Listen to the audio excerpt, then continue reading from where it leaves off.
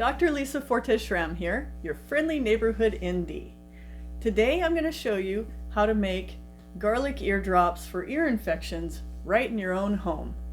Come with me to my kitchen. So what you're going to need is a 1/4 cup of oil, a garlic clove or two, and any other herb that you feel like you want to put in depending on the situation. So the reason I chose rosemary and garlic today is because I have a patient with a vertigo type ear infection, and it is virally caused. So rosemary is excellent as far as antiviral properties. I like to use fresh herbs in this kind of extraction because if you use dry, you have to do it longer, and you don't get quite as many of the essential oils. So rosemary is great antiviral. It's great for antimicrobial in general, but it has an affinity for the head, and so that's why that's going in there today. Garlic, strong antimicrobial, all bugs across the board. Garlic is incredible. The oil I chose today is sesame seed oil. I did that because sesame seed oil is a great antimicrobial oil, but you can pretty much use any cooking oil for this. Okay, I'm going to cut these things up and then show you about the double boiler.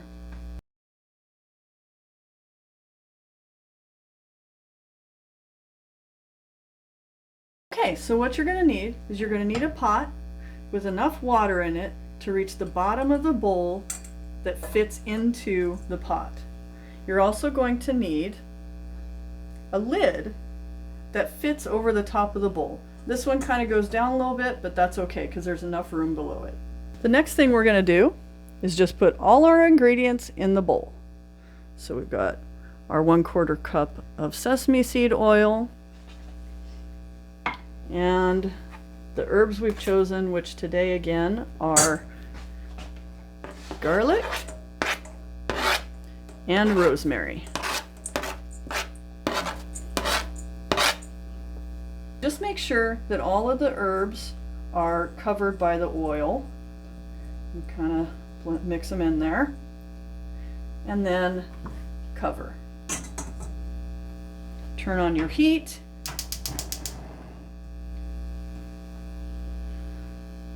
Bring the oil. You'll start to see the oil get hot, but what you want to listen for is the water in the bottom pan will start to boil. When you hear that, then we're going to turn the heat down. Okay, it started boiling, so we're going to turn it down to low, and we're going to let that simmer for about 15 minutes. Alright, get yourself a small glass container that will hold about 2 ounces or 60 milliliters, which is about a 1/4 cup. And then you're going to get a funnel, and what I like to do is put a tea strainer in there so that I can strain the herbs without having to hold several things all at once, because it fits right in there. So you're going to put that in the bottle, and then you'll hold the base of it because you're going to need to give it a little bit of air, depending on your container. I'm going to need to. Alright, and then just carefully pour the oil through the strainer into the bottle.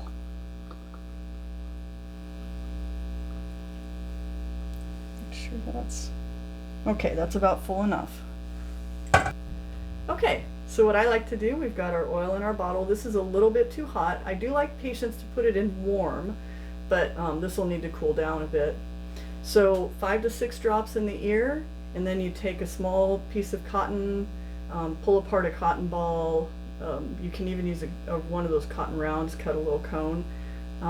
Put a little bit of the oil on that, but be careful not to contaminate, so you'll do it outside of this container.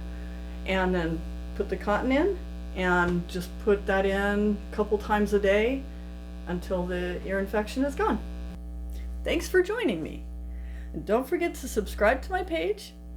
Let me know what you think of the video in the comments below, and hit like if you liked it.